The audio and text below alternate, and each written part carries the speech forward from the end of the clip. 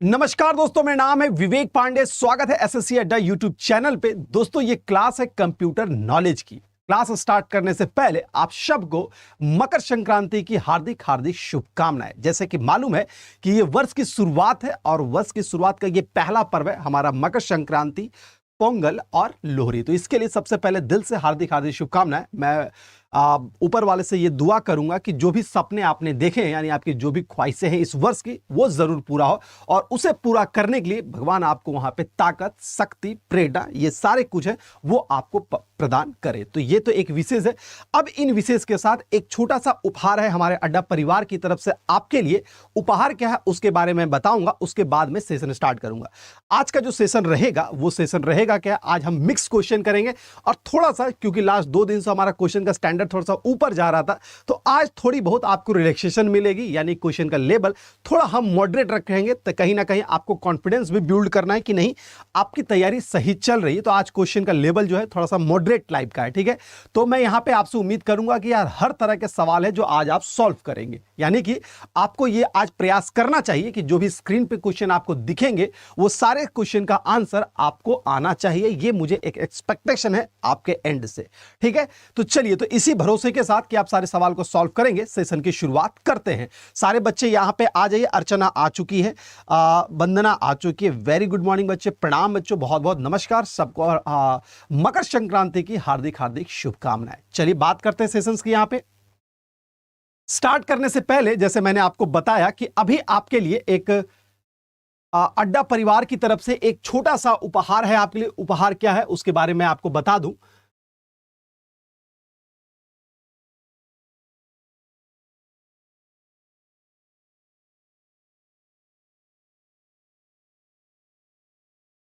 चलिए, छोटा सा उपहार है। उपहार ये है दोस्तों कि आपको ये आज जो भी हमारे कोर्सेस हैं, यानी कि जो भी महापैक वाले कोर्स हमारे पास हैं, उसमें क्या है, तो अभी हमारा डबल वैलिडिटी चल रहा है और ये डबल वैलिडिटी है वो आज रात तक ही है। यानी कि आज रात में के बाद, आज रात के बाद ये ऑफर बंद हो जाएगा, यानी कि 14 जनवरी तक ही ये लास्ट डेट है डबल वैलिडिटी। अगर डबल वैलिडिटी कहने का मतलब है आप मेरे किसी भी महापैक्स पे अगर इनरोलमेंट करते हैं, जैसे कि हमारा मान लीजिए कि आप एसएससी महापैक में इनरोल करते हैं या फिर हमारे सीएचएसएल महापैक में इनरोल करते हैं या एमटीएस महापैक में इनरोल करते हैं, अगर इन सारे महापैक कोर्स में इनरोल करते हैं तो आपको डबल वैलिडिटी यहां पे आज के डेट में मिल रहा है। बट डबल वैलिडिटी का मतलब यह होता है कि अगर आप 6 मंथ का इनरोलमेंट लेते हैं तो आपको 6 मंथ का इनरोलमेंट एक्स्ट्रा देता है। अगर आप 12 मंथ का इनरोलमेंट लेते हैं तो 12 मंथ का इनरोलमेंट है वो आपको एक्स्ट्रा मिलता है। यानी ये आपको मिल रहा है आज के डेट में, यानी रात 12 बजे तक ही ये उपहार है जो आपको प्रोवाइड करवाई जा रही है। तो मैं उम्मीद करता हूं कि जो बच्चे प्रिपरेशन करने के बारे में सोच रहे हैं, जिनके जहन में ये चल रहा है कि यस सर मुझे प्रिपरेशन करना चाहिए, यानी कि आपने मन बना लिया है और बस अब कहीं ना कहीं किसी चीज़ों से आप यहाँ पे कुछ फर्बों के वजह से या कुछ और कारणों से कहीं स्टार्ट नहीं कर पाए, लेकिन अगर ये आप इसमें इनरोल कर लेते हैं तो आपको एक जिम्मेदारी मिल जाती है और आप यहाँ पे क्या करते हैं, प्रिपरेशन करना स्टार्ट करते हैं। थोड़ा सा मैं अतिरिक्त जानकारी और भी दे दूं कि अभी कल ही हमारा एमटीएस का और सीएचएसएल का बैच है जो स्टार्ट होने वाला है।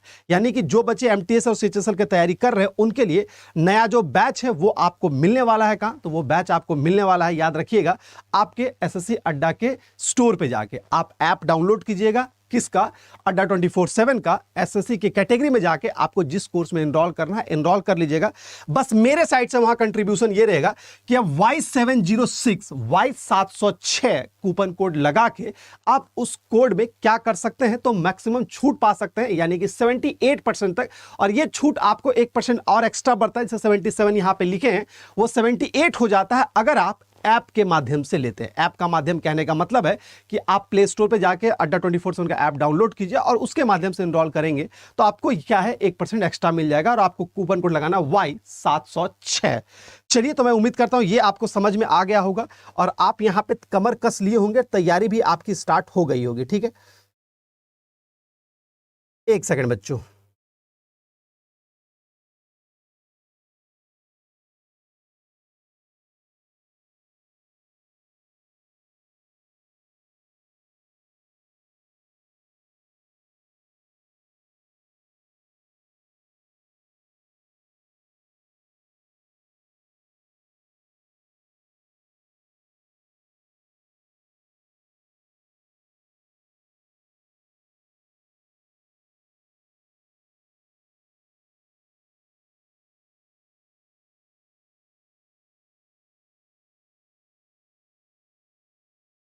एक सेकंड, पीपीटी गलत आ चुकी है।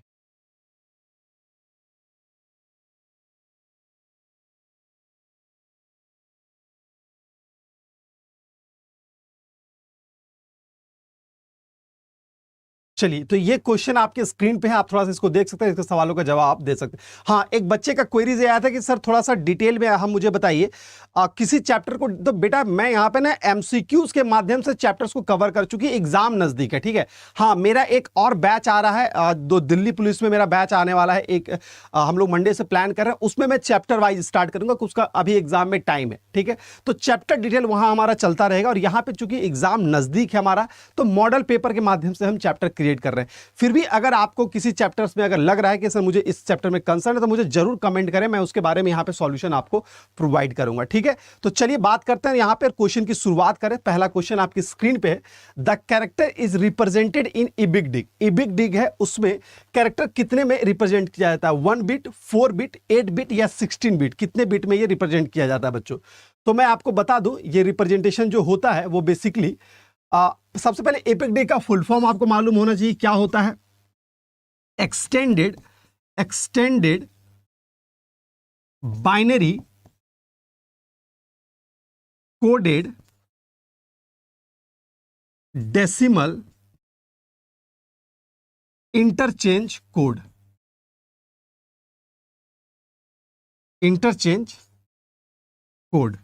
Extended binary coded decimal interchange code, ये इसका फुल फॉर्म होता है। साइज कितना है? तो साइज इसका 8 बिट होता है। कितना होता है? 8 बिट होता है। इसके अलावा और भी कुछ चीजें जो आपको जानना चाहिए, जैसे कि अगर पूछा जाए एस्की का फुल फॉर्म, एस्की कितने बिट पे काम करता है?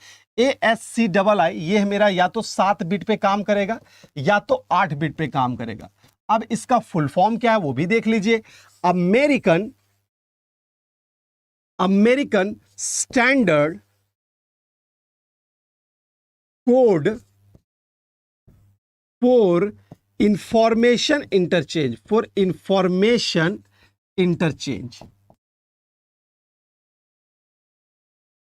ठीक है, फॉर इंफॉर्मेशन इंटरचेंज, ये इसका फुल फॉर्म होता है। और ये बेसिकली हम लोग जो कीबोर्ड से टाइप करते हैं उसके कोड को ये चेंज करता है, ठीक है। नमस्ते, कोई बात नहीं, तो ये हमारा समझ में आ गया। और ये कितने 7 बिट का पे काम करता है। इसी तरह एक हमारा होता है बीसीडी का फुल फॉर्म होता है बाइनरी कोडेड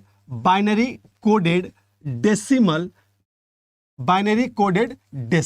ठीक है। और ये हमारा 4 बिट पे काम करता है, ठीक है। इसी तरह हमारा यूटीएफ भी होता है, यूनिकोड होता है। तो यूटीएफ 8, यूटीएफ 32 ऐसे करके अलग अलग टाइप का होता है। तो ये भी एक क्या है? तो एक कोडिंग डिकोडिंग सिस्टम है। अब आपके दिमाग में आएगा कि सर ये क्या है, इसके बारे में थोड़ा सा अगर बता दें तो बहुत आसान होता, ठीक है। तो याद रखने के लिए, आपको समझने के लिए मैं बता दूं कि कंप्यूटर में कुछ भी अगर हम काम करते हैं तो कंप्यूटर समझता है कैसे? कंप्यूटर समझता है 1-0 ही समझता है, ठीक है। अब कंप्यूटर में होता क्या है कि हम लोग आवाज भी देते हैं, ठीक है। हम लोग आवाज भी जा रहा है, ठीक है। वहां पे हम लोग ABCD भी कर रहे हैं, वहां पे हम लोग कि चैट को भी भेज रहे हैं, यानी कि तरह तरह का डेटा वहां का इनपुट जा रहा है। तो अब क्या है, जितने तरह का डेटा वहां पे इस्तेमाल किया जा रहा है, अब उसका एक स्टैंडर्ड बना दिया गया। स्टैंडर्ड कहने का मतलब है कि ठीक है भाई, अगर इस टाइप का डेटा जाएगा तो उसका सिस्टम ये होना चाहिए कि ये इतने इतने बीट पे काम करेगा। उदाहरण के तौर पे जितना भी कीबोर्ड पे अगर जाता, यानी कीबोर्ड से जो भी हम लोग इंटर करते हैं वो ASCII कोड सिस्टम पे काम करता है। ASCII कोड कहने का मतलब क्या है कि हम अगर ए भी लिखेंगे तो ये हमारा 1-0 में कन्वर्ट होगा, ठीक है। और कोई भी कीबोर्ड एंट्री जो है वो किस पैटर्न को फॉलो करता है? तो ASCII पैटर्न को फॉलो करता है। तो ये बोलता है कि भाई आप हमको कुछ भी दो, हम उसको 7 बिट में कन्वर्ट करेंगे, अगर हम 0 भी इंटर कर रहे हैं ना तो उसको 7 बिट में ऐसे लिखेगा। अब जैसे ही 7 बिट में अंदर कंप्यूटर के पास जाएगा तो वहां पे प्रोसेसर समझ लेगा कि नहीं, ये जो इनपुट आया है ये कीबोर्ड से आया है, ये क्या है? ये कीबोर्ड से आया। उसी तरह जब हमारा यूटीएफ की बात करते हैं, यूटीएफ 32, 64, 32, तो ये क्या होता है? वेबसाइट में बहुत सारा इमेजेस, बहुत सारा फाइल होता है, ये उसका कोडेड डिकोडेड फॉर्म है। तो जैसे ही वहां पे UTF-4 गया, दैट मींस ये समझ जाता है प्रोसेसर कि नहीं, ये जो रिक्वेस्ट आया है किसी वेबसाइट से आया है, यानी कि किसी वेबसाइट का लिंक है। ठीक है। तो ये है कोडिंग डिकोडिंग सिस्टम। कंप्यूटर में जितना भी काम हम लोग कर रहे हैं, हम लोग चैटिंग की बात करते हैं, हम लोग डाउनलोडिंग की बात करते हैं, अपलोडिंग की बात है, सब एक सिस्टम से वहां पे काम करता है। अब इन सिस्टमों को इंप्लीमेंट करने के लिए वहां कोडिंग डिकोडिंग रूल्स बनाया गया, और उन्हीं रूल्स में ये सारा है आपका EBCD कोड, ASCII कोड और बाइनरी कोड, ये सब है। बाइनरी BCD कोड भी उसी लिए किया जाता है डेटा ट्रांसमिशन के लिए। तो मैं उम्मीद करता हूं कि ये पार्ट आपके दिमाग में थोड़ा छप गया होगा, ये है क्या। तो बेसिकली ये हमारा कैरेक्टर इनकोडिंग डिकोडिंग मेथड है, यानी कोई भी कैरेक्टर कंप्यूटर में जा रहा है तो उसको इनकोड करना और डिकोड करने का जो जिम्मा है वो इन सिस्टम ने अपने ऊपर ले लिया है। तो मैं उम्मीद करता हूं कि ये कोडिंग डिकोडिंग सिस्टम समझ में आ गया होगा। अब आपको दिमाग में क्या रखना है, तो दिमाग में जो आपको मुख्यतः एग्जाम में पूछा जाता है वो ये रखना है कि इसका फुल फॉर्म क्या होता है और इसका कितना लेंथ होता है। लेंथ कहने का मतलब ये है कि आप जैसे समझ सकते हैं कि कहीं भी अगर पिन कोड है भाई तो वो 6 डिजिट का होगा, मोबाइल नंबर है 10 डिजिट का, तो एक स्टैंडर्ड बना हुआ है। उसी तरह किसी भी कैरेक्टर इनकोडिंग सिस्टम का एक स्टैंडर्ड बना है कि अगर आपको BCD में काम करना है, अगर आप मेरा रूल फॉलो करना चाहते हैं, आपको 4 बिट में काम करना पड़ेगा। ASCII बोलता है अगर आप मेरे रूल पे काम करना चाहते हैं, आपको 7 बिट में काम करना है। तो ये इस तरह का एक मैकेनिज्म है। तो मैं उम्मीद करता हूं कि ये आपको समझ में आ गया होगा, किसी तरह की दिक्कत यहां पे नहीं रही होगी। ठीक है, वेरी गुड वेरी गुड। कोई प्रॉब्लम, एक ऑरा क्रिएट हो गया होगा आपका माइंड में कि यस सर इससे ऐसा हो सकता था। अब आते हैं दूसरे पॉइंट में। अगला सवाल क्या है, अगला क्वेश्चन ये देखते हैं। आप फायरवॉल और अब देखो क्वेश्चन हो सकता है कि आपको थोड़ा सा कम लग रहा हो या हम 10-12 ही क्वेश्चन लोग कर पाते हैं, लेकिन मैं उससे इंफॉर्मेशन बहुत सारा देता हूं। तो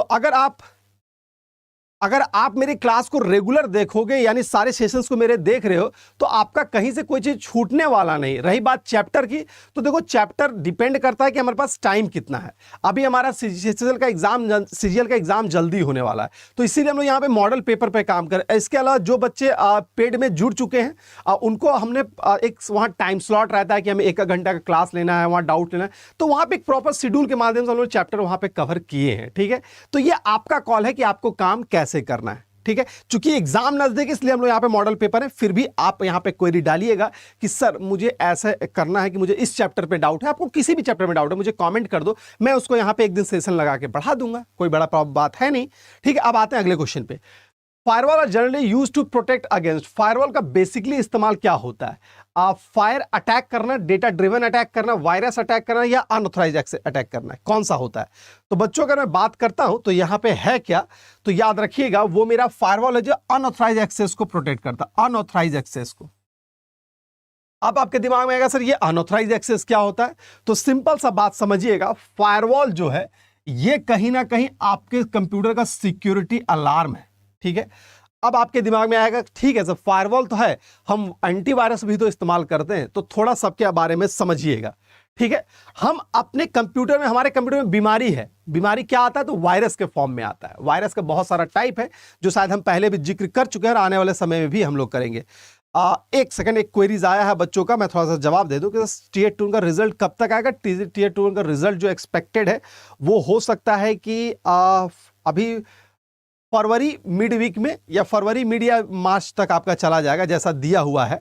ठीक है, तो याद रखिएगा आपका जो होने वाला है एग्जाम, वो रिजल्ट जो आने वाला है वो प्रोबेबली है फरवरी मिड तक आना चाहिए वहां पे। ठीक है, आप अपनी तैयारी को पूरा तैयार, देखो ये बहुत बार क्वेरीज आता है कि सर रिजल्ट कब आएगा या नोटिफिकेशन कब आएगा, ऐसे बहुत सारी क्वेरीज आती हैं बच्चों को। तो मैं बता देता हूं बच्चों, अगर आप इन चीजों पे पढ़े हो कि सर कब आएगा नोटिफिकेशन और तब आप तैयारी शुरू करोगे, तो कहीं ना कहीं आप बस एक खाना पूर्ति का काम कर रहे हो।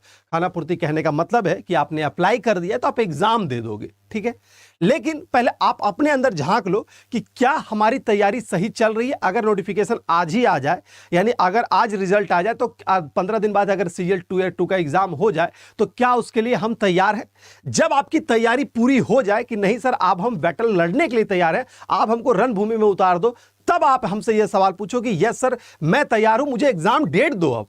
ठीक है, तो पहले अपने आप को उतने हिसाब से तैयार कर लो, क्योंकि डेट तो एक दिन का खेल है, एक दिन आएगा एग्जाम होके चला जाएगा, लेकिन उसके पहले का जो प्रोसेस है वो ज्यादा इंपॉर्टेंट है बच्चों। तो बार बार मैं यही कहता हूं कि काइंडली अपने आप को ब्रशअप जरूर कर ले। ठीक है, बिल्कुल पूजा, वेरी गुड इवनिंग बच्चों। स्टार्ट करते हैं इस क्वेश्चन पे। क्वेश्चन का आंसर क्या है कि वो मेरा अनऑथराइज्ड एक्सेस को प्रोटेक्ट करता है। थोड़ा सा इस पे हम और डिटेल डिस्कशन कर लेंगे।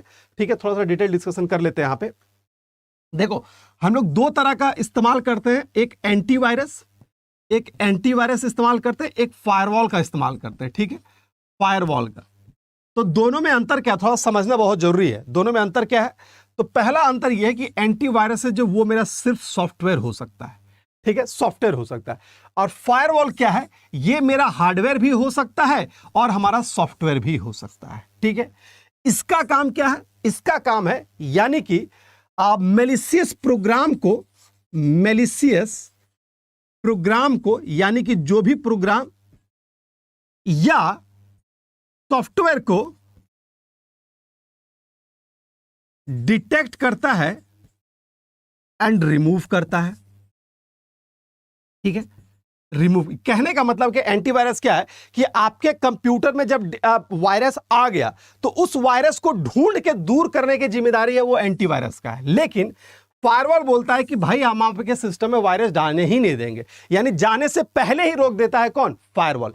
तो बेसिकली फायरवॉल का इस्तेमाल वहां किया जाता है ज्यादा जहां पे हैकिंग वगैरह ज्यादा काम होता है। यानी सिंपल सा याद रखिएगा कि फायरवॉल जो है वो बेसिकली हमें हैकिंग वगैरह से प्रोटेक्ट करता है। यानी अब हैकिंग कहने का मतलब है, हैकिंग करने का दो मकसद होता है। अगर किसी भी सिस्टम को हम लोग हैक कर रहे हैं, किसी भी सिस्टम को चोरी कर रहे हैं, दो ही मकसद से कर सकते हैं। पहला मकसद क्या हो सकता है, या तो आपका हम डेटा चोरी करेंगे, या तो हम आपका डेटा चोरी करेंगे, पहला काम ये कर सकते हैं हैक करके। या तो दूसरा, आपके सिस्टम को हम डैमेज कर देंगे, आपके सिस्टम को हम लोग डैमेज कर देंगे, यानी कि आपका सिस्टम स्लो कर देंगे, आपका सिस्टम को बैठा देंगे, उसके कुछ फंक्शन को करप्ट कर देंगे। तो किसी भी एंटीवायरस या किसी भी हैकिंग सिस्टम का दो तरह से ही काम हो सकता है, या तो हम वहां से डेटा चोरी कर पाएंगे, या तो आपके सिस्टम को बैठा देंगे, यानी करप्ट कर देंगे, डाउन कर देंगे।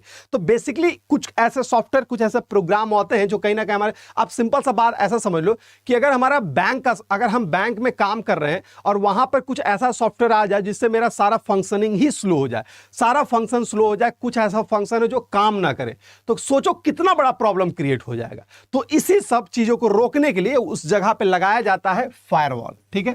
फायरवॉल डिफेंडर भी आपने सुना होगा, ठीक है। एक और होता है, एक और आपने देखा होगा कि आपके लैपटॉप में होता है विंडोज डिफेंडर, ठीक है। आजकल इनबिल्ट आ रहा है विंडोज डिफेंडर। तो विंडोज डिफेंडर क्या है, बेसिकली जो विंडोज लैपटॉप ऑपरेटिंग सिस्टम है उसको डिफेंड करता है किसी भी तरह के प्रॉब्लम से, ठीक है। चलिए, एक बच्चे का सवाल है कि टू स्टेप वेरिफिकेशन है, वो फायरवॉल नहीं कहेंगे, वो एक तरह से ऑथेंटिकेशन, आपको वो उसको हम लोग ऑथेंटिकेशन वेरिफिकेशन की कैटेगरी में रखेंगे। यानी कि आपकी ऑथोरिटी को वेरीफाई किया जाता है। जो टू स्टेप वेरिफिकेशन जीमेल में आता है वो फायरवॉल ना होके वो आपको एक संज्ञा वहां पे देंगे, ऑथेंटिकेशन वेरिफिकेशन, यानी कि आपकी ऑथोरिटी को वेरीफाई किया जाता है। किस में, तो हमारा वो टू स्टेप वेरिफिकेशन में। तो ये समझ में आ रहा है बच्चों, ये क्लियर हो गया दोनों एंटीवायरस और फायरवॉल के बारे में, ठीक है। तो ये दो तरीके से अपने सिस्टम को हम बचा सकते हैं। अगला सवाल क्या है वो देखते हैं।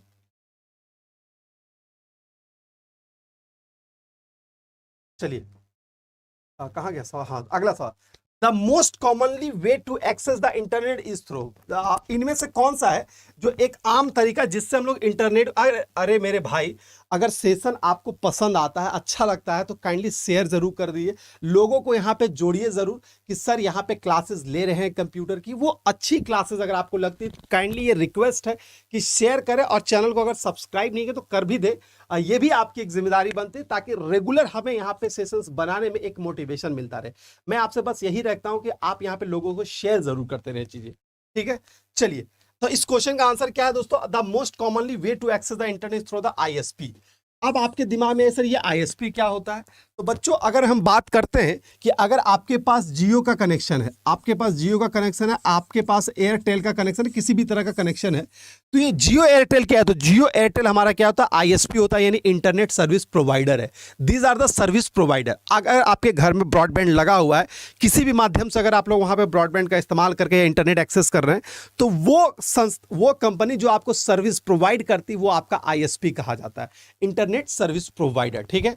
चलिए, अगर बिल्कुल, अगर यहां पे जनरल से ये भी याद रखिएगा कि कभी कभी एग्जाम में ये भी पूछा जाता है कि आपको अगर इंटरनेट चलाना है, what is the basic instrument to getting a start internet, अगर आपके मोबाइल में इंटरनेट चलाना है तो आपके पास क्या होना चाहिए, आपके मोबाइल में इंटरनेट चलना है तो क्या होना चाहिए, ये बहुत मजेदार सवाल है। क्या आपको हम दे देंगे कि अपने लैपटॉप मोबाइल में आप गूगल ओपन करके दिखा दोगे? थोड़ा सा सोचिए और कमेंट बॉक्स में जवाब दीजिए कि क्या आपको हम दे देंगे कि आप इंटरनेट चला सकते हो। तो सबसे पहला तो चलो भाई कि हम लोग एक मोबाइल या डिवाइस कुछ भी देंगे, डिवाइस वगैरह देंगे, चलेगा, ठीक है। यानी आपके पास मोबाइल होना चाहिए, कंप्यूटर लैपटॉप कुछ भी होना चाहिए। कंप्यूटर सोच लेते हैं, ठीक है, एक कंप्यूटर होना चाहिए, पहला पार्ट। सिर्फ कंप्यूटर रहने से नहीं होगा, साथ ही साथ हमारे पास क्या होना चाहिए, एक नेटवर्किंग डिवाइस होना चाहिए। एक नेटवर्किंग डिवाइस होनी चाहिए, जैसे कि क्या, अगर आपके घर में ब्रॉडबैंड लगा है तो आप लोग मॉडेम लगाते हैं, राउटर लगाते हैं, ठीक है। मॉडेम है, राउटर है, ठीक है, मॉडेम है, राउटर है, या सिम है आपके मोबाइल में तो सिम हो गया। तो ये एक नेटवर्किंग डिवाइस है जो चाहिए। तीसरा पॉइंट, सिर्फ लैपटॉप और सिर्फ सिम रहने से नहीं होगा। सिम हम लगा देंगे मोबाइल में चल जाएगा, नहीं चलेगा। हमें क्या चाहिए, उस सिम में कनेक्शन भी चाहिए, यानी कि आईएसपी चाहिए, इंटरनेट सर्विस प्रोवाइडर चाहिए। यानी कि सिर्फ घर में लाकर राउटर लगा लेंगे काम हो जाएगा? घर में मेरा राउटर रखा हुआ है भाई, इंटरनेट चल रहा है, देखो भाई चल रहा है, नहीं चल रहा है। सिर्फ राउटर लगा के रख देने से इंटरनेट चल जाता तो हो जाता। उस राउटर में कनेक्शन भी लेना होगा, यानी आपके पास जो भी नेटवर्किंग डिवाइस है उसमें कनेक्शन भी लेना होगा, तो वो कनेक्शन ही कहा जाता है आईएसपी, इंटरनेट सर्विस प्रोवाइडर। क्या इतना ही पर्याप्त है? अगर अभी आप लोग फिजिकली मेरे सामने रहते हैं तो मैं आपको बड़ा क्या बोलूं, आप यहां सामने तो मैं पूछता कि क्या इतना ही आपको दे देंगे तो इंटरनेट चला देंगे? नहीं, इसके अलावा आपको एक सॉफ्टवेयर भी चाहिए। यानी कि जैसे कि आप लोग ब्राउजर का इस्तेमाल करते हैं, चैटिंग करते हैं, तो व्हाट्सएप का इस्तेमाल करते हैं, यानी इस फैसिलिटी को यूटिलाइज करने के लिए हमारे पास ब्राउजर भी होना चाहिए, यानी कि एक सॉफ्टवेयर। तो किसी भी तरह से इंटरनेट को एक्सेस करने के लिए ये 4 तंत्र हैं जो आपके पास होना चाहिए। एक डिवाइस, मोबाइल, लैपटॉप कुछ भी हो सकता है। दूसरा, नेटवर्किंग डिवाइस जैसे मॉडेम, राउटर, सिम किसी भी तरह का रख सकते हैं। तीसरा, आप सिम लगाने से नहीं होगा, उसमें कनेक्शन भी चाहिए, आईएसपी, इंटरनेट सर्विस प्रोवाइडर चाहिए।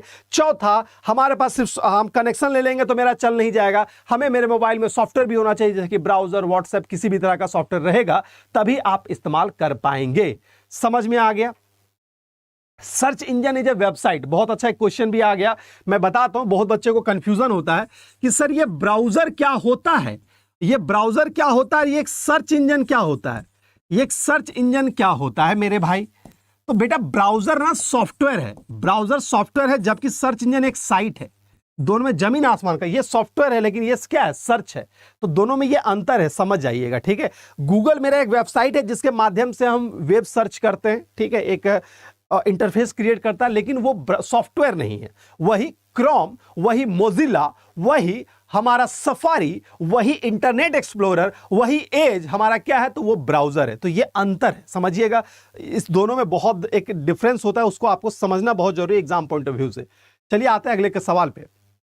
हिंदी में आ गया, थोड़ा सा जवाब दीजिएगा इसका। यार सेशन अच्छा लग रहा है तो थोड़ा शेयर करते जाओ। बिल्कुल बिल्कुल बिल्कुल। अगला क्या है, यह सोशल नेटवर्क साइट पेशावर व्यवसाय उन्मुख नेटवर्किंग के लिए उपयोग किया था। इनमें से कौन सा ऐसा सोशल साइट है जो प्रोफेशनल साइट के लिए इस्तेमाल किया जाता है? प्रोफेशनल, व्यवसायिक, ये भी प्रीवियस ईयर में आया हुआ है कहीं, ठीक है। इनमें से कौन सा जो एक प्रोफेशनल सोशल साइट है, प्रोफेशनल सोशल साइट इनमें से कौन सा है?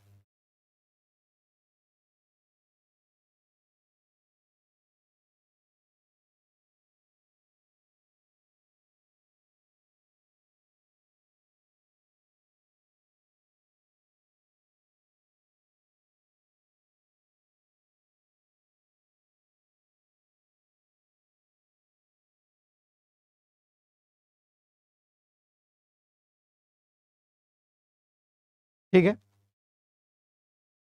सबका फेल सबका खत्म। अरे भाई एक क्वेश्चन हिंदी में है, आंसर होगा लिंक्डइन। लिंक्डइन है जो वो एक प्रोफेशनल साइट है, सबके बारे में समझो। अगर आपको आप प्रोफेशनल लोगों से रिश्ता बनाना है, यानी लिंक बनाना है, नेटवर्क बनाना है, तो आपकी आईडी लिंक्डइन में होनी चाहिए, ठीक है। प्रोफेशनल कहने का मतलब है कि वहां पे सिर्फ अपने प्रोफेशंस की लोग चर्चा करते हैं। वहां पे भाई हम ऊटी घूमने गए, ये वहां पे नहीं चर्चा होता है। वहां पे चर्चा ये होता है कि सर हम गूगल में जॉब कर रहे हैं, जैसे हम अपने लिंक्डइन में चर्चा करेंगे कि सर हम अड्डा 24/7 में काम कर रहे हैं, ये चर्चा होगा। हम वहां पे कुछ अचीव कर रहे हैं, कुछ डाउन कर रहे हैं, यानी अपने प्रोफेशनल रिकॉर्ड को हम लिंक्डइन में शो करते हैं। वहां पे ये हम नहीं शो करेंगे कल हम घूमने गए थे, ऊटी गए थे, गोवा गए, जो फेसबुक में काम करते हो। तो फेसबुक और LinkedIn both are different thing. Facebook में सब हर तरह का पोस्ट लोग करते हैं, ठीक है। आप खा रहे हो, स्टेटस भी डालते हो कि आई एम ईटिंग, खाना, नहाना, सोना, पढ़ना, लिखना, हर तरह का स्टेटस अपडेट करते हो फेसबुक में। लेकिन लिंक्डइन में नहीं होता है। लिंक्डइन में सिर्फ होता है क्या, तो सिर्फ वहां पे प्रोफेशनल डिटेल है वो अपडेट किया जाता है। आप कहाँ काम कर रहे हो, कैसे आप अपने कामों के बारे में वहां बता, अपने प्रोफेशंस के बारे में चर्चा करते हैं लिंक्डइन में, इसीलिए उसे कहा जाता है प्रोफेशनल सोशल साइट। उसी तरह फेसबुक के बारे में बता दिए। ट्विटर तो आपको मालूम है ट्वीट किया जाता है। ट्वीट कहने का मतलब यह है कि अगर आपको लिमिटेड शब्दों में किसी को कुछ कहना है, कम शब्दों में किसी को कुछ कहना है, तो वो ट्वीट किया जाता है, ठीक है। तो ये ट्वीट कहने का मतलब क्या है, ट्वीट चिड़िया से लिया गया था कि इतना तेजी से जाओ, धीरे से बोलता है। चिड़िया क्या करती है, धीरे से बोलता है ना, बहुत तेज बोलता है, चुई चुई चुई चुई चुई, बहुत तेजी से आता है। उसी तरह ट्विटर है। ट्विटर में लिमिटेड शब्द होगा, छोटा सा वीडियो जाएगा, छोटा सा ऑडियो जाएगा, छोटा सा टेक्स्ट जाएगा, लेकिन कमाल कर देगा। तो कम शब्दों में अगर कुछ ज्यादा करना है तो इस्तेमाल करो ट्विटर का, ठीक है। सरकार को हिलाना है, पूरा कहानी नहीं लिखना है, थोड़ा सा बस बता देना है कि सर हम लोग जितना क्या बोलते हैं हैशटैग वगैरह चलाते हैं वो कहां चलता है, ट्विटर पे ही चलता है। ट्विटर कैंपेन जिसको हम लोग कहते हैं। यानी कम शब्दों में अगर किसी को जगाना है तो ट्विटर का इस्तेमाल करो। और इसके बाद आप क्या खा रहे हैं, क्या पी रहे हैं, क्या कर रहे हैं, ये सब जगाना है तो फेसबुक आपका है ही। फेसबुक की ही तरह बना था गूगल प्लस, तो ये इतना सक्सेस नहीं रहा, लेकिन जैसा फेसबुक है उसी तरह गूगल प्लस भी था। तो आई होप सो ये सबका अंतर आपको समझ में आ गया होगा। फेसबुक, इंस्टाग्राम, ये सब के बारे में आपको जानना है। सब कब किसका इवैल्यूएशन हुआ था वो भी आपको जानना है, किस सदी में क्या आया था वो अभी आपके दिमाग में होना चाहिए। मैं उम्मीद करता हूं कि ये सारी चीजें आपके दिमाग में समझ में आ रही होगी, ठीक है। तो प्रोफेशनल सोसाइटी क्या हो गया, तो लिंक्डइन हमारा प्रोफेशनल सोशल साइट है, ठीक है। अब बढ़ते हैं। यार अच्छा लग रहा है, सेशन पसंद आ रहा है, बताते जाओ। अगला सवाल आ गया है, द नेटवर्क, यह नेटवर्क जिसमें प्रत्येक नोड दो अन्य नोड से जुड़ा होता है उसे क्या कहते हैं, ठीक है।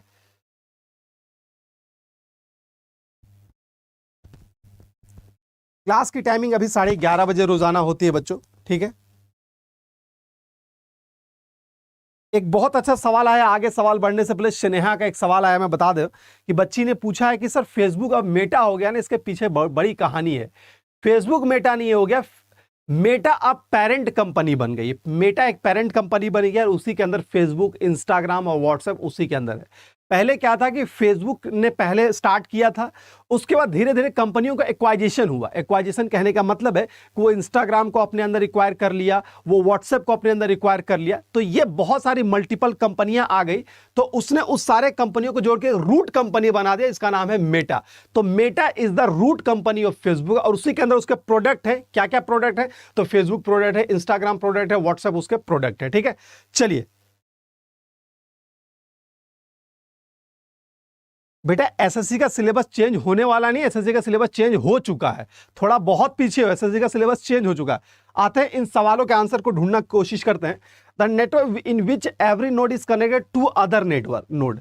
एक काम करते हैं, पहले ये जितना टोपोलॉजी है ना सबका हम ड्राइंग बना देते हैं, उसके बाद आप इसका आंसर करना, ठीक है। मैं इसका पहले ड्राइंग बनाता हूं, उसके बाद आंसर करना। जैसे बस टोपोलॉजी, बस टोपोलॉजी किसे कहा जाता है, अगर कुछ इस तरह है,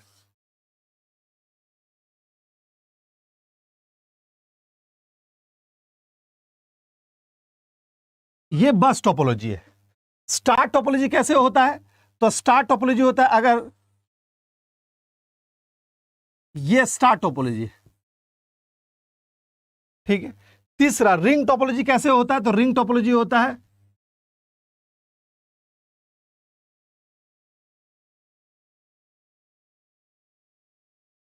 चलिए ये रिंग टोपोलॉजी हो गया, ठीक है।